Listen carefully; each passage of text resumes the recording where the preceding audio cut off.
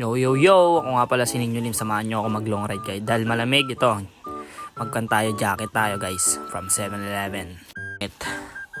Yun, umaahon na tayo guys. Nila ng pag-video kasi focus tayo sa kalsada. Yun, mga panay-panay. 100 kph, joke lang. 9 kph lang yan guys. Paahon ako ng maliko dyan guys. Yun, dito ako sa viewpoint, tuminto ako dito. At tignan yung magandang view, videoan yung bike.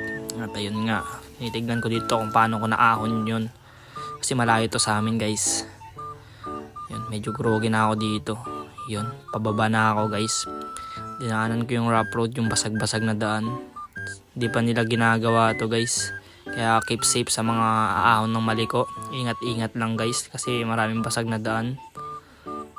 Yun guys, dito na ako sa bayan Guys, asin kayo dyan. Bumili pa lang Pocari pang hydrate. Yan guys, asin kayo dyan. Mangga na lang kulang. Yun, kapal. So yun lang guys, God bless sa lahat ng siklista dyan. At ride safe always guys.